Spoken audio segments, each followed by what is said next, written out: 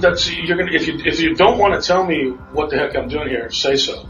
Because I'm not going to sit here and give you a bunch of my background so you can play whatever kind of game you're playing. Okay, good cop.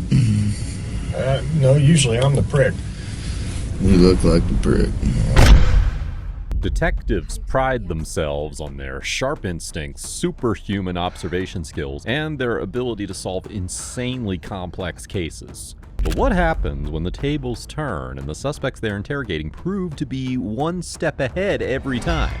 In this video, we're going to dive into 3 cases of criminals who outsmarted even the most seasoned detectives. If you don't want to tell me what the heck I'm doing here, say so. Because I'm not going to sit here and give you a bunch of my background so you can play whatever kind of game you're playing. Let's begin by looking at the Mark Denclow case. Robert Huggins, a former member of the GJOMC Portland branch, was found dead in a field in Clark County, Washington on July 1st, 2015. Huggins' corpse was severely beaten, and it looked like he had been subjected to torture before dying. Huggins had been kicked out of the club before because he was accused of stealing from the place, and also of tying up Denclaw's fiancée and taking guns after breaking into Denclaw's home in Woodburn. After this robbery, Denclow told the club members to find Huggins. You're with a motorcycle club. You have some affiliation with one, is that right? I don't have any answers for questions like that. Okay. Well, the reason I'm asking is that a few months back, a gentleman named Jeff Sudan, you know him? He threw your name out in conjunction with kind of a repossession of a car, a collection of a car. Does that sound familiar to you? No. Jeff Sudan almost might. I'm not sure about that. It seems like Sudan rings a bell somewhere, but no collections of a car. No, I don't know what you're talking about. By telling the authorities that he will only answer the questions he chooses to, Mark, in the hypothetical situation, took over the charge during questioning. He makes it clear that he won't answer a few questions. However, he quickly chooses not to have a lawyer with him and says he'll face the interrogation by himself. The police ask Mark about his personal past, but he decides right away that they have enough information. Okay, so this last time, how long was she? So there's my background. That's it on Nicole. What else you want to know? Okay. Is Nicole the problem here? Nicole had let me back up a little bit. How long have you been in a relationship? I'm not going to answer any more questions about Nicole. Okay. I don't have any more answers for you until I find out what you're talking about. Okay, well, you guys brought me in. I didn't bring you in. I want to hear what you got to talk about. Well, I'm trying to get to that, but part of that's going to involve how long you've known Nicole. Well, if you don't want to tell me what the heck I'm doing here, say so. Because I'm not going to sit here and give you a bunch of my background so you can play whatever kind of game you're playing. This is kind of stupid, man. I just got picked up and treated pretty roughly. You can still see the marks on my hands. This one was completely asleep all the way here, and thrown in a complete silent room there. I want to know what the heck's going on, man. Okay. Like many other cases, Mark is still unaware of the reason behind his detention. Because of the gang exit, Robert retaliated by breaking into homes, threatening Nicole, and stealing weapons. Mark continues to remain silent as he asks why he was arrested. Nicole took off in a car that she may have purchased with assets that belonged to you, something like that, and then Jeff Sudan and a couple other guys kind of returned that car to you. Does that make sense to you? Is that or attempted to? To. So if we got the story wrong, can you help us out with that? Well, I'm not going to straighten your story out. No, I'm not. Not until I find out why I'm sitting here. Well, a few months before this car thing happened, Nicole was at your house, and somebody busted in the house and roughed her up a little bit, tied her up. You remember that? I can't really answer to that. You're going to have to get that story from her. Mark's suspicions were confirmed, possibly linking to Robert's death. Strangely, he doesn't react when the police officer mentions a break-in. He seems doubtful, but he doesn't use the usual uncomfortable hand movements to show it. Who did you tell about what did happen? Oh, God. Tons of people, man. Okay. Can you give me some examples? No. Okay. No, I'm not going to sit here and name names for you, man. But I'll tell you what I don't really understand why this stuff that you're talking about with this dude and the car stuff, why would that get handcuffs put on me? Well, why would those handcuffs go on me? What did I do that was illegal in any of that stuff? What did I even have to do with it? I wasn't even there for any of it. None of it. Okay. Not anything that you've talked about so far. I was a long way away from it. So why would I get handcuffs put around my... risk for it. Now, when Robert's brought in, Mark avoids requesting a lawyer, aiming to appear cooperative. Amid nothing to say, he unintentionally offers minor details. Mark faces a choice: talk more to seem innocent but risk oversharing, or stop communicating. Both options can't be used simultaneously. Now what? Well, I'm not, am I arrested for anything? you're being detained at this point. Okay, but I'm not under arrest quite yet. That's correct. Okay, then I don't need a lawyer quite yet. Do you suspect me of something? Well, help us get this unconfused. Because if Will you do suspect that? me of doing a crime, let me know so I can get a lawyer. You know what I mean? Okay. Don't. Well, I don't think we've accused you of committing No, a you crime, haven't, have we? and that's why Okay. I'm still looking at these marks on my wrists and going, man, what a way to treat somebody who's not suspected of doing a crime. Want to find anything for us about Baggerbob? You know, any stories that I tell at all about that guy, they dip into club business. They did club stuff. And I'm not going to go club stuff with you guys for nothing. That's just, it's against my rules, and it ain't going to happen. Okay. You know, Even when he was out of the club? That big a deal to tell you guys that he stole from the club. And then when he got caught for it, he blamed it all on heroin, which was an automatic kick out for him. So it's not like we found out about the heroin, we found out about the stealing. And when we jumped about the stealing, he blamed it all on heroin. Here you can see that, contrary to his initial stance, Mark delves into a lengthy 20-minute discussion about Robert and the club. He even started talking about unrelated stories. Following this, the cops take a 20-minute break, and then they return to inquire about his desire for a lawyer. So a few times you've, mentioned maybe a lawyer, maybe not. We'd like to talk to you further, but we just want to make sure. I mean, it's your choice. If you want a lawyer, that's fine. We'll stop communicating here. If you don't want a lawyer, we can keep talking. And obviously, as the right explains, then I must be going to get arrested, or you wouldn't have me call a lawyer in here.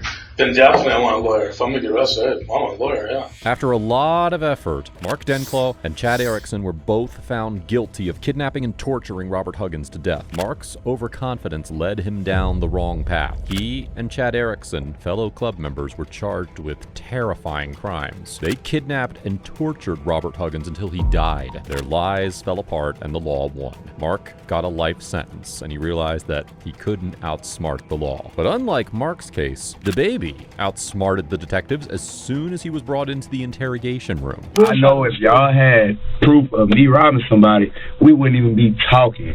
Y'all would have cuffed me, I would be charged with it. That's what I know, bro. On January 3rd, 2020, Grammy-nominated bop rapper DaBaby, aka Jonathan Kirk, flew from Charlotte, North Carolina to Miami. A police report said that the club had promised DaBaby $30,000 to perform, but he claimed that he had only received $20,000. According to the report, when DaBaby began to demand the rest of his payment, both parties began arguing loudly, until the heated argument turned into a physical fight. The only video of what happened that night was from a blurry security camera. After the incident, DaBaby left in a black SUV, but then he came back to his hotel hours later. When he returned, both the victims and the police were waiting. He was taken to the police station, where they said he was being questioned as part of their investigation. However, things didn't go smoothly for the police during the interrogation. DaBaby knew exactly how to handle the situation and made things very hard for the officers. Fast forward to the investigation room, the techniques used by detectives,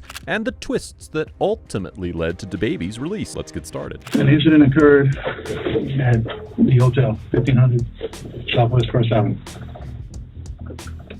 that you were there for, correct?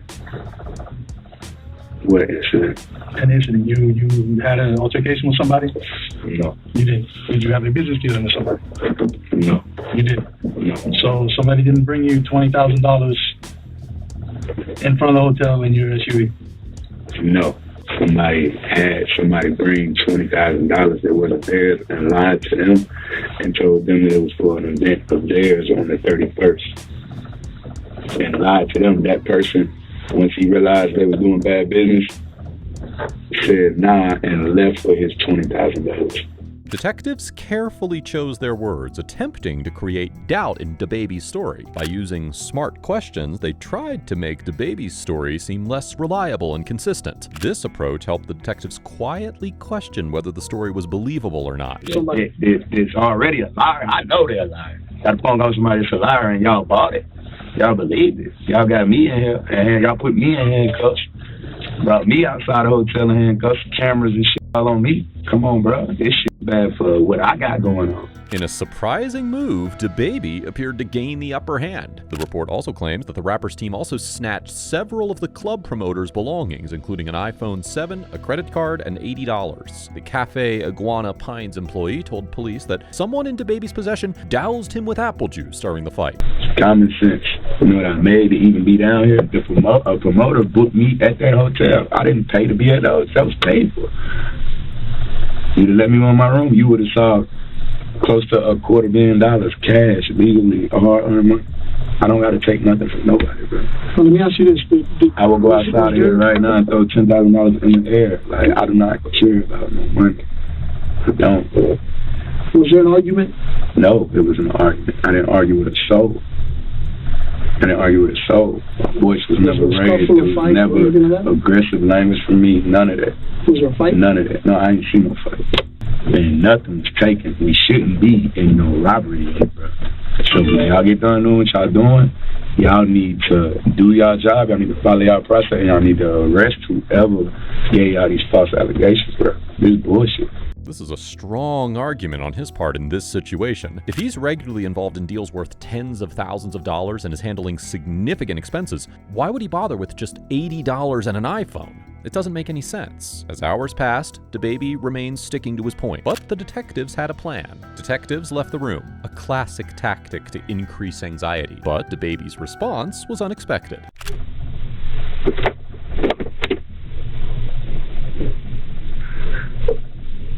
Astonishing. Yeah, he actually fell asleep. It's a bold move, showing his confidence, or perhaps a way to control the situation. Eventually, the detectives had to change tactics. They found a weak point to exploit. When a detective showed up to inquire about the safety of DaBaby's hotel room belongings, upon asking, DaBaby assertively said, "I won't let you touch my stuff, let the hotel handle it." That was quite shocking. After 48 hours in jail, DaBaby was released, and all charges were dropped after just 2 months. A thrilling journey through the interrogation came to an unexpected end. DaBaby outsmarted the detectives and was released from all charges. Similar to the DaBaby case, there's another legend smarter than a detective. The legend of Jeff.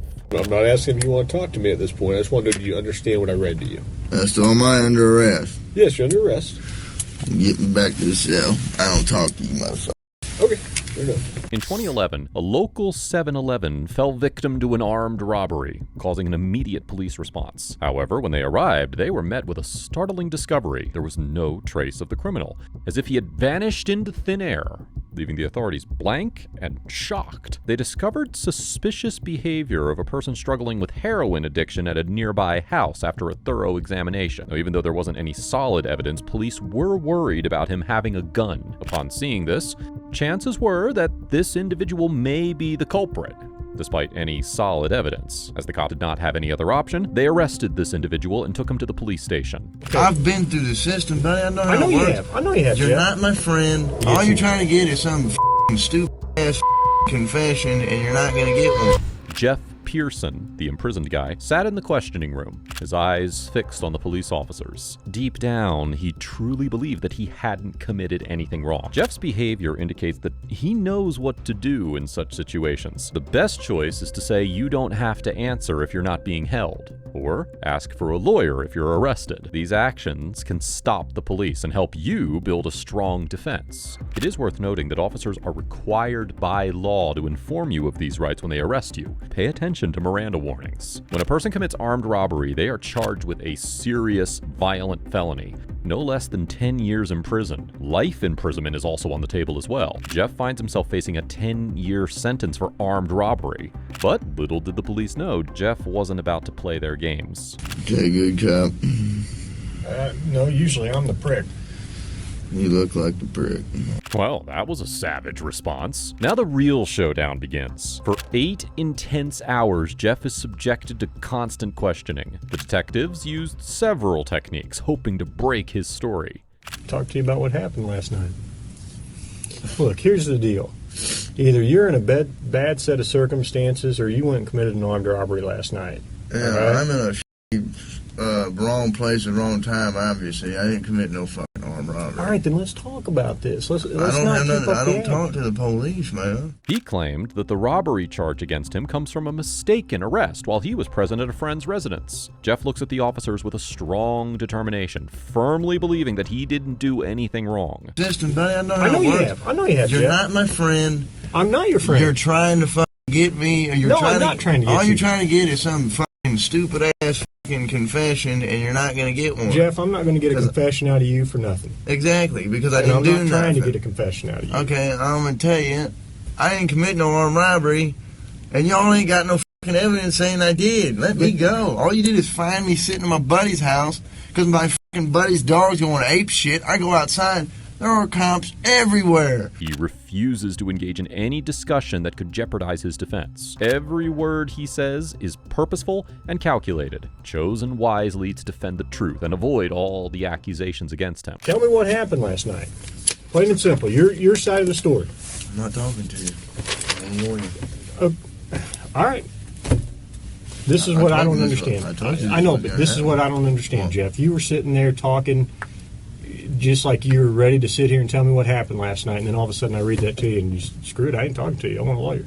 I don't understand that. What changed? Because I told you what. I already told you what happened. Jeff's intelligence becomes clear as he responds to the detective's techniques. Keep an eye on how he questions what they say and doesn't give in.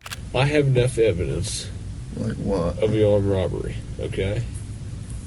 But, you know, if you're saying you didn't do it, you need to give me your side of the story. I didn't do it. Okay, well, give me your side of the story. You got to, convince me. Because I got a lot of evidence. I got a lot of physical evidence. Now, this is something that you won't believe, this level of manipulation. The detective tries to reveal to Jeff that he's got some big evidence trying to fool him into admitting to the crime. He even comes up with fake evidence and then tries to cover it up. According to criminal justice, Jeff's skill in asking for details made it clear that the detectives were pretending. This shows how important it is for people to use their rights and question unclear statements during questioning. I'm done, man. Fuck this. I'm not even answering. All this shit that I just said is gonna be fucking written in the discovery now, right? Detectives take the so-called good cop approach, and they try to make him feel better by giving in to his request for a can of Coke. Could that possibly be another one of the strategies of the police department? Well, I don't know what you'd be thinking, but for me, it clearly was a strategy. Now, here's what makes it so funny, where Jeff asks for a Butterfinger after getting cans of Coke. Now, the cops might be thinking they were playing Jeff, but it was actually him who played the cops, and he got what he wanted. He was let go from the Georgia Police Department just 12 hours later. This was the case of a street-smart Georgia junkie named Jeff who showed his resistance to police deception techniques. Jeff's decision not to get involved and his determination to stay firm showed that he knew what the detectives were trying to do. Another smart suspect similar to Jeff who outsmarted the detectives was named David Wright. Let's see what a 200 IQ killer looks like. It can be exculpatory for you, meaning that it excludes you as a suspect. On a seemingly ordinary day, the 17th of February 2019, two lives collided outside a Jack in the Box in Everett. David Wright and his friend Christopher got caught up in a complicated and dangerous situation. Both sides thought they were outsmarting each other in a supposed drug deal set up through Facebook messages. Little did they know, revenge and manipulation were hidden in the shadows. David Wright, 33, was accused of fatally shooting a teenager during what seemed like a failed drug deal. So, like I said, it's already been in the media. 4 people have been arrested. It's not like we don't know what happened to some extent, but there's always more that we don't know from every single party, right? Everybody has a little piece of the puzzle. The detectives started a battle, showing David the evidence they have and trying to make him admit to his actions. I have no clue. I'm just now hearing about this. So. They slowly weaken David's confidence by pointing out his lies and conflicting statements. They use a read technique, which made him question his own story. Well, with all the additional evidence, yes. I've been out of jail for all of a week and a half. I've spent almost every minute of it with my girlfriend. As for, did I plan to kill anybody? Did I kill anybody? No, I didn't. So when I look at the GPS on your phone, it's not going to tell me that, it's going to tell me that you were with your girlfriend the whole time, that you never were. We're over at Jack in the Box. It should. And the only reason you might tell me that is because maybe you didn't take your phone. Or maybe somebody else had my phone. It's been known to happen quite often, actually. My phone has been, I left it in one person's car, and it took me a day and a half to get it back. When was that? That was earlier in the week, and then I let somebody use my phone. They were supposed to just go to 7-Eleven to go meet somebody that was selling something to an offer up. The detectives take advantage of David's self-centered tendencies by appealing to his need to protect his image and stay in control. They made him feel understood while pushing him to admit what he did. Situations like this, filled with lies and mixed emotions, make it possible for psychological manipulation to happen. When people are desperate, seeking revenge, and have conflicting goals, it can sometimes lead to a disastrous outcome. I do an alibi on a murder charge. And then she's going to get roped up in a murder as an accessory. If you care about that person, you have just set her up for failure. And if you want your girlfriend jammed up because you just set her up for it. As things get more intense, the detectives cleverly challenge David about the lies he's told, trying to make him crack under pressure. They use a technique called Mutt and Jeff, where they switch between being tough and understanding to confuse him. The detectives give David an ultimatum, trying to make him feel responsible and loyal. They use a tactic called false evidence to make him see the possible outcomes of what he's done to the people he cares about. I'm not worried about getting in trouble. I didn't do shit. I'll just be upfront with you. We got Cody's phone. The one that shows your phone number and your address and the communications between you two. Like, I have it. Like, I'm not trying to be a dick. I'm just laying it out for you because that's Because where I we're met at. up with somebody doesn't mean that I went with him to go do something. As you can see, he shifted his hand from his lap. David adjusts his cap. Okay. So, when did you meet up with Cody then? 1, 2 o'clock in the morning, something like that. On what day? Maybe Saturday or Sunday. Okay. Where did you meet up? Over by my house. Okay. And who was with him? That I don't know. Was he alone? When I met up with him, yes. So why did you meet up with the dude that you didn't know? Because my friend Chris had asked me to. Okay. And so what happened after that? Well, he had tried to proposition me for a handgun. Mm-hmm. I told him I didn't have one. Okay. So. Did he say why? No. So you guys meet up, you have this conversation, then what happens? He leaves. And how did he leave? Well, I walked back to my house and he walked back to whatever vehicle he was in. Were you with somebody? Yeah. Who? Another woman. Who was that? I'm not gonna tell you that because she'd be very upset. Yeah, but it's a homicide. It can help prove that you weren't involved. How? Because if you're with her, right, that gets my timeline tighter. So you were with her from 8 to when? Not very long. So you don't Half hour at most. So you don't want to tell me who that is? I really don't. Okay. Were you in a car? You're on foot? I rode my bicycle. To 75th? Then how'd you get home? I got a ride from her with my bicycle in the back of her SUV. So there was a car. Did I get you there? I feel like I got you there too. Yeah, Saturday I appreciate it. night, I'm just Sunday looking for morning. honesty, man. I mean, at this point, I feel comfortable that you have lied to me several times. I'm looking for honesty so that I can rule you out. If you asked where I was Saturday night, Sunday morning. I did. Yeah. So, Sunday morning, late Saturday night, Yeah. doesn't cover 8 or 9 o'clock in the evening. Oh, okay. So then let's rewind. So Saturday morning to 8 o'clock, where were you? Most of the time, at home. Can you just lay it out for me? Why do I gotta pull it out of you?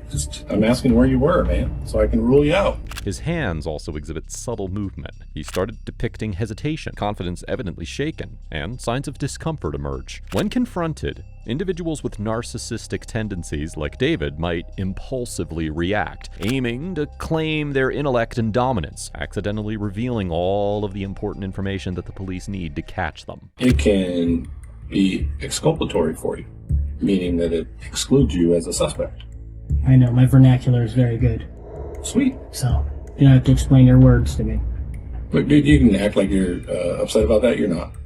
So let's move past it. The fact that you're talking to me like I'm a child. You're or not. that I'm not fucking talking to you liar like a is child. upsetting. How did I talk to you like a child? Tell me when. You have to explain a word that you're using to me. Most people don't know what that word means. I apologize. Most people are fucking idiots. Okay, you can pretend you're getting upset about it, but you're really not. No, what I'm getting upset about is you call me a liar. Because you lied. You lied. And I don't actually think I called you a liar. I did say you lied, but I don't think I actually called you a liar. So I'll call it to you now so we can just move past it. You are a liar. You have lied. Do you want to tell me what happened or not? Couldn't tell you because I don't know. Fair enough. And then a sign that something wasn't right. The detective's determined effort to find the truth starts to work, and David's determination weakens. Confronted with the most severe potential punishment, David was already into a history of criminality. Previous crimes, including setting fires, breaking into buildings, stealing vehicles, and 35 other smaller offenses, going all the way back to 1999. Consequently, in October of 2020, the 33-year-old David Wright received a 40-year prison sentence, devoid of any chance for parole. Thanks for joining us for these chilling true crime stories. If you're intrigued, don't forget to like, share, and subscribe for more gripping content. Stay tuned and hit that notification bell to stay updated.